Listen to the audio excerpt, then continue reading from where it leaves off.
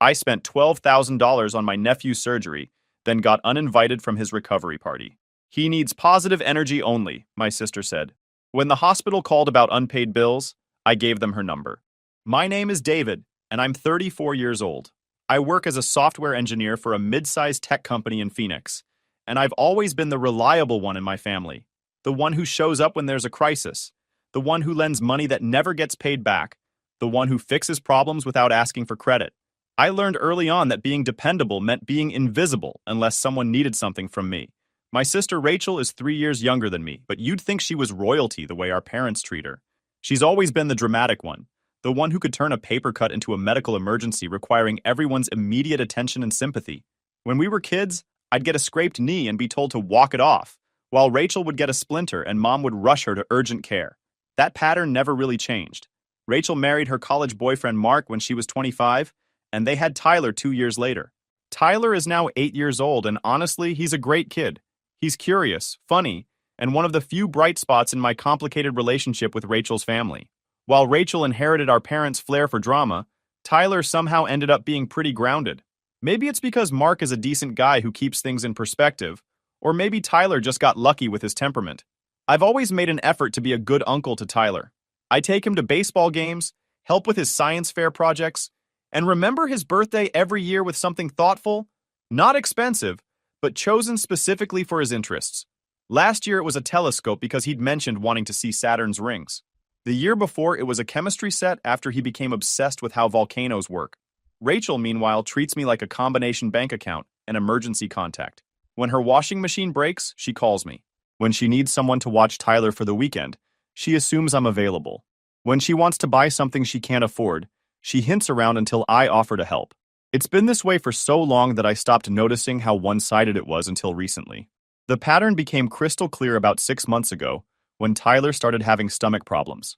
At first, Rachel brushed it off as growing pains, or something he ate. But the pain got worse, and Tyler started losing weight. Mark pushed for a doctor's visit, which led to more tests, which led to a specialist, which led to the diagnosis that changed everything. Tyler needed surgery to repair a congenital defect in his intestines. It wasn't life-threatening, but it was serious enough that delaying treatment could cause complications. The surgery itself would cost about $15,000, and that was with their insurance covering most of it. Their portion would be around $12,000, money they simply didn't have. Mark works in retail management, and Rachel does part-time administrative work when she feels like it. They live paycheck to paycheck in a house that's slightly too expensive for their income, because Rachel insisted they needed to be in a good neighborhood for Tyler. They drive cars with payments they can barely afford because Rachel didn't want to be seen in anything older than 5 years. Their financial priorities have always been about appearances rather than security. When Rachel called me about Tyler's surgery, she was in full crisis mode. "David, I don't know what we're going to do," she sobbed into the phone. "The hospital wants the money up front, and we just don't have it. Tyler is in pain every day, and they can't operate until we figure out the payment situation." I didn't hesitate. Tyler needed the surgery, and he was my nephew. "Don't worry about it," I told her.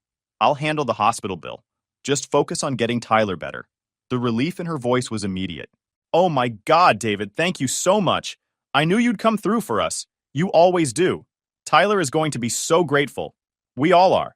I called the hospital that afternoon and arranged to pay Tyler's portion of the surgical costs. $12,000. Transferred directly from my savings account to ensure Tyler could get the surgery scheduled as soon as possible. It wasn't money I could easily spare. I'd been saving for a down payment on a house, and this wiped out a significant chunk of my progress. But Tyler needed help, and I was in a position to provide it. The surgery was scheduled for the following week. I took time off work to be at the hospital, arriving early that morning with coffee and breakfast sandwiches for Rachel and Mark. Tyler was nervous but trying to be brave.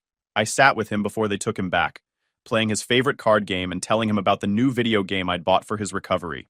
"Thanks for being here, Uncle David," Tyler said as the nurses prepared him for surgery. "Mom said you're the reason I can get my stomach fixed."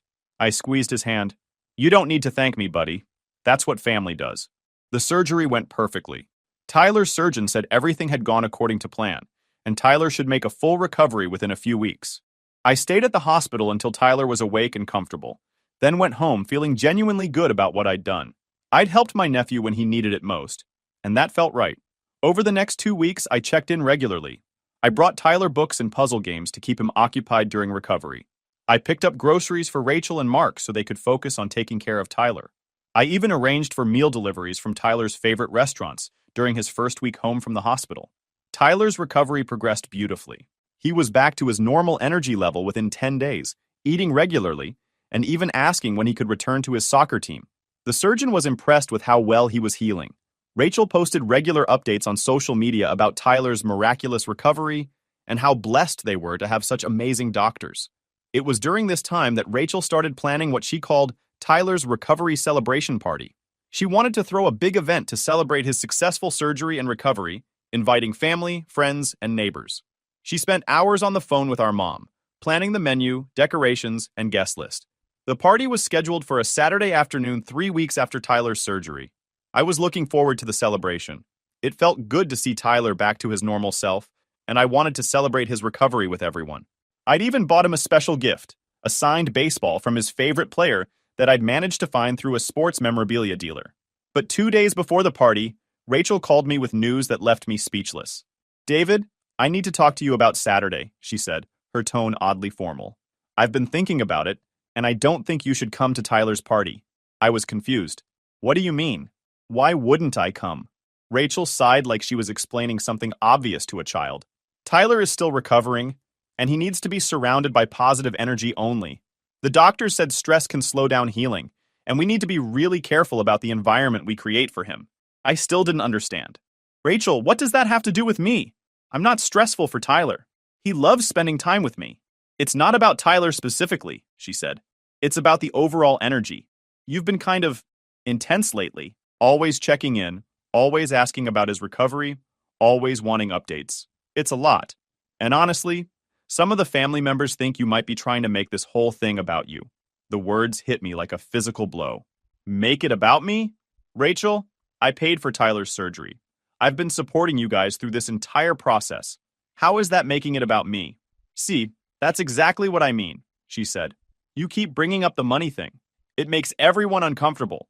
Tyler's recovery should be a celebration of his strength and our family's love, not about who paid for what." I sat in my car outside my office, gripping the phone. "The money thing? Rachel, I spent $12,000 so Tyler could have his surgery. That's not a small thing to just ignore. And we appreciate that. We really do. But Tyler doesn't need to be reminded that his surgery was charity. He needs to feel celebrated and loved, not like he owes anyone anything." I could barely process what I was hearing. "Charity? You called me begging for help. Tyler needed surgery, and I provided it. That's not charity. That's family taking care of family." Rachel's voice got sharper. "David, you need to understand that this party is about Tyler, not about you getting recognition for helping out. The family has talked about it, and we all agree that the focus should be on Tyler's recovery and our gratitude to the doctors and nurses who took such good care of him." "The family has talked about it?" I repeated. "Who exactly has been discussing whether I should be allowed at my nephew's recovery party?" "Mom and Dad agree that we need to keep things light and positive. Mark thinks you've been a little overwhelming during Tyler's recovery. Even Tyler mentioned that you keep asking him how he's feeling all the time." I felt my stomach drop. "So you've all decided that I'm the problem. The guy who paid for the surgery is too intense for the recovery party." "David, please don't make this difficult. We're not saying you're a problem. We're just saying that Tyler needs positive, stress-free energy right now, and bringing up the financial stuff, or making Tyler feel indebted, isn't helpful for his healing."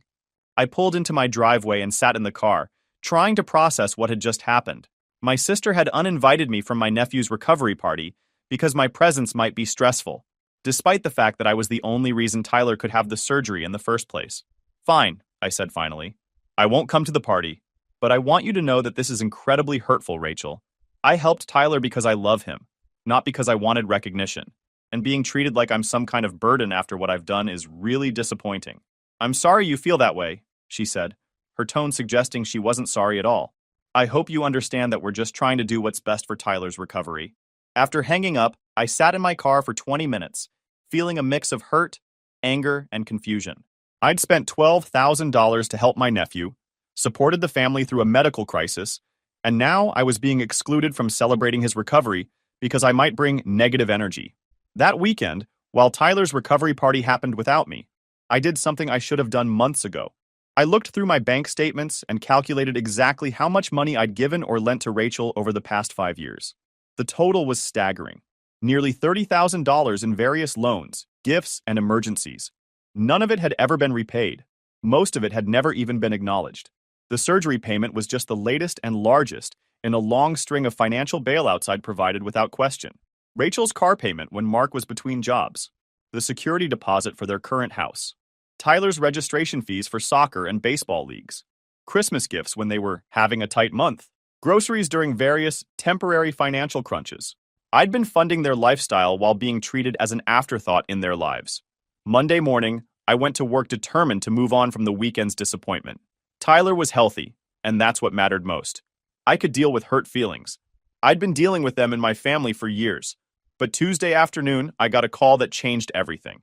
Mr. Davis, this is Jennifer from the billing department at Phoenix Children's Hospital. I'm calling about the outstanding balance on Tyler Matthews' account. I was confused. Outstanding balance? I paid Tyler's portion of the surgery costs 3 weeks ago. Yes, sir, I see that payment.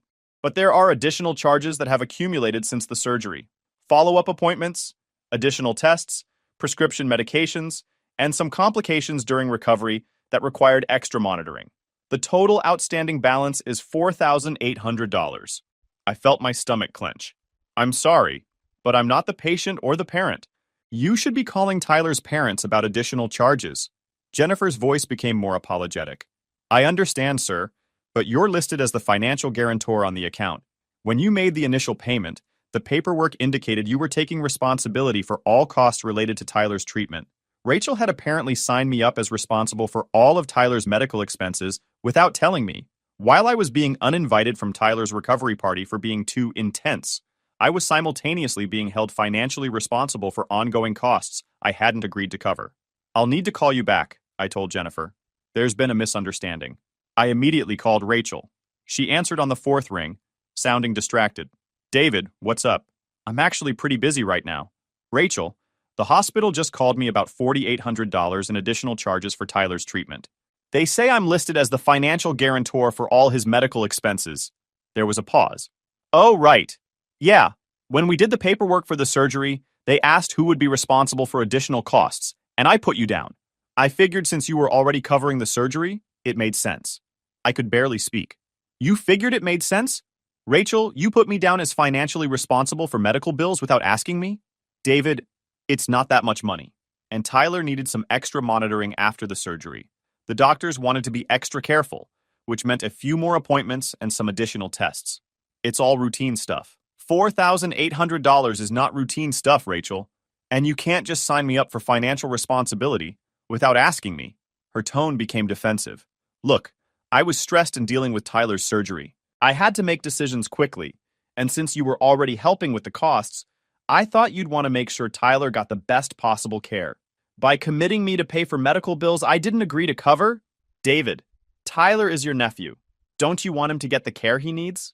The manipulation was so blatant it took my breath away.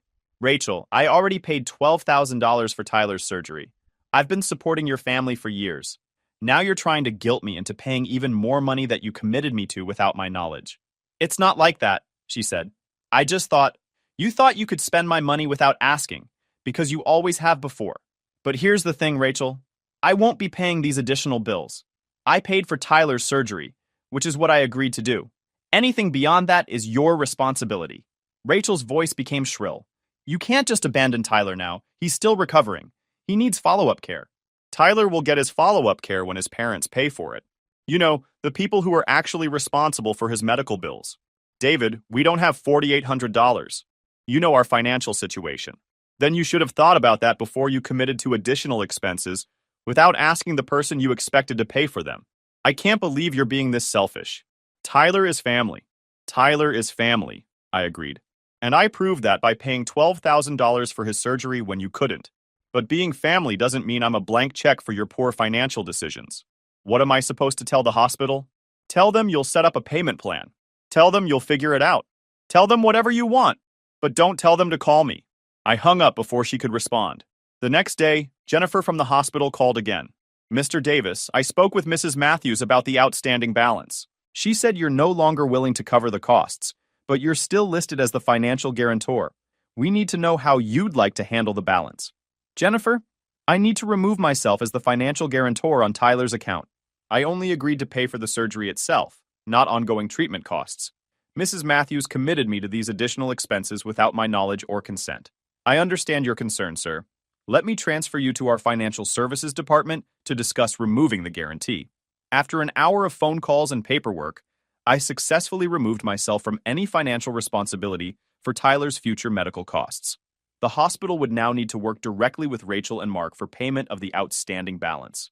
That afternoon, my phone started ringing nonstop. Rachel called 6 times. Mark called twice. Even my mother called, having apparently heard about the situation from Rachel. I let them all go to voicemail. Rachel's messages started apologetic but quickly became accusatory. David, please call me back. I think there's been a misunderstanding about the hospital bills. David, the hospital called and said you removed yourself from Tyler's account. We need to talk about this. I can't believe you're doing this to Tyler. He's still recovering, and now we can't afford his follow-up appointments. This is incredibly selfish, David. Tyler is your nephew. How can you abandon him like this? Mark's messages were more restrained but equally manipulative. David, I know you're upset about the party situation, but Tyler's medical care shouldn't be affected by family disagreements. Can we work this out? Look, man, I get that Rachel handled the financial guarantor thing badly, but Tyler still needs his follow-up care. We can't afford to pay for it all at once, but maybe we can work out some kind of payment plan between us? My mother's message was pure guilt trip. David, Rachel called me crying about Tyler's medical bills. I don't know what's going on between you two, but that little boy needs his family right now. Please call me so we can figure this out. I didn't return any of the calls. Over the next week, the calls and messages continued. Rachel tried different approaches. Tearful voicemails about Tyler asking why Uncle David wasn't visiting anymore, angry messages about my selfishness, and desperate pleas about not being able to afford Tyler's medical care. Meanwhile, I did some research into Tyler's ongoing treatment costs. The follow-up appointments and tests Rachel had committed me to pay for weren't emergencies or critical care. They were routine post-surgical monitoring that, while recommended, weren't urgent. Tyler's recovery was progressing normally, and the additional monitoring was more about thoroughness than necessity. Rachel had essentially signed me up to pay for premium medical care without asking, then tried to guilt me into accepting responsibility when I found out about it. 2 weeks after removing myself from Tyler's medical account, Rachel showed up at my apartment unannounced. I opened the door to find her standing there with Tyler, both of them looking upset. "We need to talk," Rachel said, pushing past me into my living room. Tyler looked uncomfortable. "Hi, Uncle David," he said quietly. "Are you mad at us?" My heart broke a little. "I'm not mad at you, Tyler. I'm not mad at you at all." Rachel sat down on my couch without being invited. "David, this has gone far enough. Tyler has missed 2 follow-up appointments because we can't afford to pay for them up front. The hospital wants payment before each visit now." I knelt down to Tyler's level. "How are you feeling, buddy? Are you having any pain or problems?" Tyler shook his head. "I feel good. My tummy doesn't hurt anymore. But Mom says I need to see the doctor again to make sure I'm really better." I looked at Rachel. "Tyler is fine. His recovery is complete. These follow-up appointments aren't emergency care. They're recommended by his surgeon," Rachel said. "Don't you want to make sure Tyler stays healthy?" Of course I want Tyler to stay healthy. But Tyler is healthy, and his ongoing medical care is the responsibility of his parents, not his uncle. Rachel's eyes filled with tears. "I'm sorry about the party, okay? I was stressed and made a bad decision. But you can't punish Tyler for my mistake." "I'm not punishing Tyler. I'm setting boundaries with you." "Boundaries?" "David, Tyler is family. Family doesn't abandon each other." I looked at Tyler, who was listening to this conversation with obvious confusion. "Tyler, why don't you go pick out a book from my bookshelf? There are some new ones over there." After Tyler moved to the other side of the room, I turned back to Rachel. "You uninvited me from Tyler's recovery party because you said I was making his surgery about myself. You told me that bringing up the financial aspect made everyone uncomfortable. But now that you need money, suddenly it's okay to talk about what I've done for Tyler?" Rachel looked down at her hands. "I handled the party thing badly. I was stressed and listening to too many people's opinions. I should have talked to you directly. Rachel, you didn't just handle it badly. You excluded me from celebrating Tyler's recovery after I made that recovery possible. You made me feel like my support was unwanted, and my presence was burdensome. And then, without telling me, you signed me up to pay for thousands of dollars in additional medical expenses. I was scared Tyler might need extra care, and I knew you'd want him to have the best treatment available. What I want is for you to ask before making financial commitments in my name. What I want is to be treated with basic respect after helping your family through a crisis. What I want is for you to acknowledge that I'm not your personal ATM. Tyler wandered back over, holding a book about space exploration. Uncle David, can you read this with me sometime? Of course, buddy. Anytime you want. Rachel stood up. So that's it? You're going to let Tyler suffer because you're mad at me? Tyler isn't suffering. Tyler is healthy and happy. You're the one who's suffering because you have to take financial responsibility for your own son's medical care. We can't afford it, David. You know our situation. Then make a payment plan with the hospital. Get a second job. Cut expenses. Do what every other parent does when their child needs medical care. Rachel's face flushed with anger. Not everyone has your income, David. Not everyone can just write a $12,000 check without thinking about it. I did think about it. I thought about Tyler needing surgery, and I helped. But that doesn't make me responsible for every medical expense Tyler will ever have. What about everything Mom and Dad did for us growing up? What about all the times our family helped you? I almost laughed. Rachel, when exactly did our family help me? When I needed money for college? When I was struggling in my first job? When I wanted to buy a house? I've been the one doing the helping in this family for years. She grabbed Tyler's hand. Come on, Tyler, we're leaving. Tyler looked back at me with confusion. Bye, Uncle David. I hope I can see you soon. You can see me anytime, Tyler. You just call me, okay? After they left, I sat in my quiet apartment, feeling a mixture of sadness and relief. I was sad that Tyler was caught in the middle of this conflict, but I was relieved to have finally established some boundaries. Over the next month, the pressure campaign intensified. My parents called multiple times, trying to mediate and guilt me into being the bigger person. My father actually used the phrase, blood is thicker than water, during one particularly frustrating conversation. Dad, I paid $12,000 for Tyler's surgery. I've loaned Rachel thousands of dollars over the years, none of which has been repaid. I've been the one helping this family, and all I get in return is being treated like a burden. I'm done. David, we're family. Family forgives each other's mistakes. Whose mistakes am I supposed to be forgiving? My mistake of helping when asked? My mistake of expecting basic respect in return? Rachel made an error in judgment with the party and the hospital paperwork. She knows that now.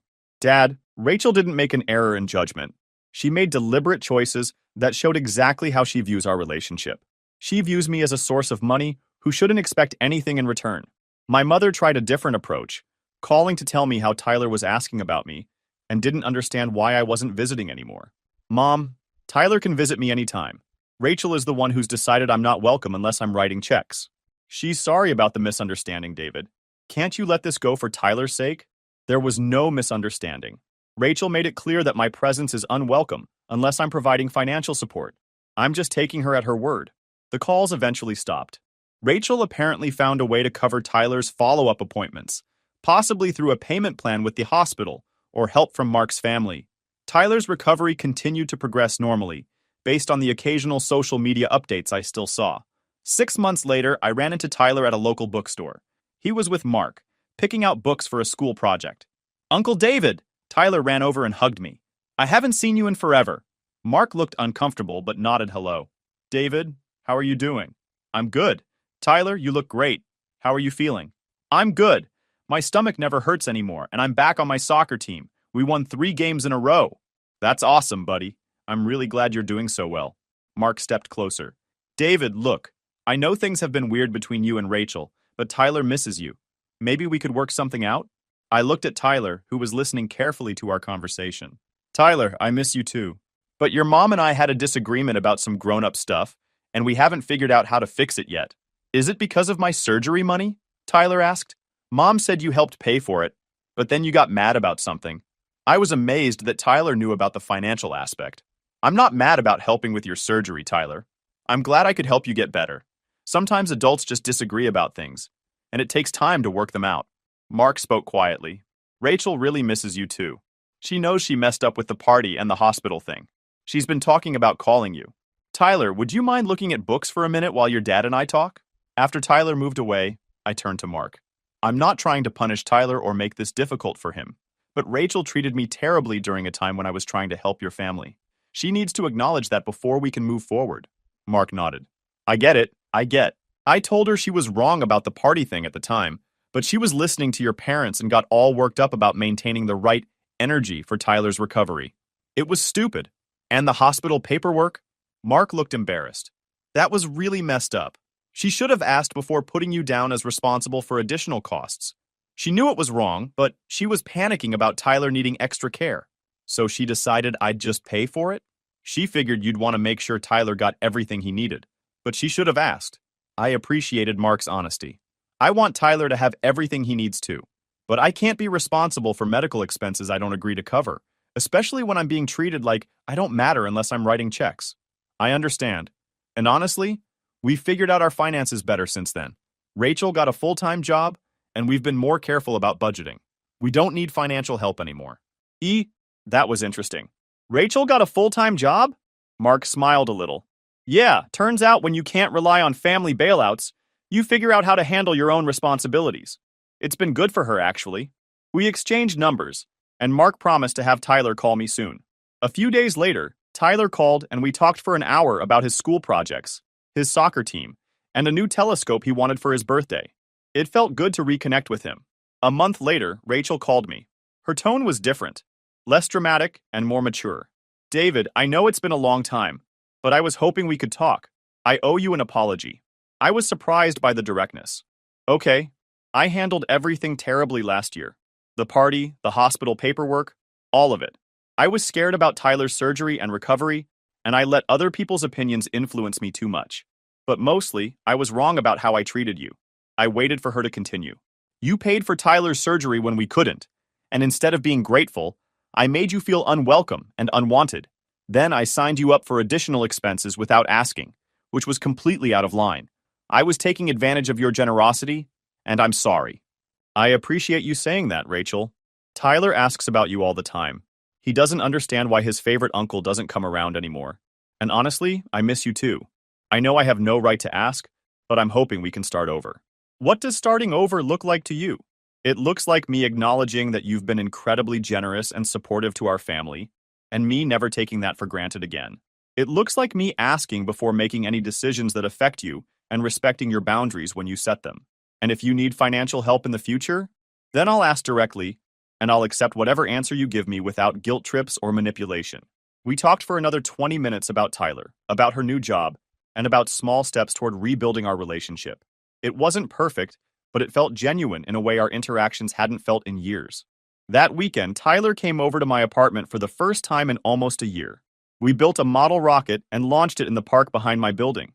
He told me about school, his friends, and his plans for summer soccer camp. Uncle David, he said, as we watched the rocket parachute down from the sky, Mom said she was mean to you when I was sick, and that's why we didn't see each other for a while. I was impressed that Rachel had explained things honestly. Your mom and I had a disagreement about grown-up stuff, but we're working it out now. I'm glad. I missed hanging out with you. I missed hanging out with you too, buddy. Mom also said you paid for my surgery so I could get better, and I should thank you properly. I smiled. You don't need to thank me, Tyler. That's what family does for each other. But I want to thank you.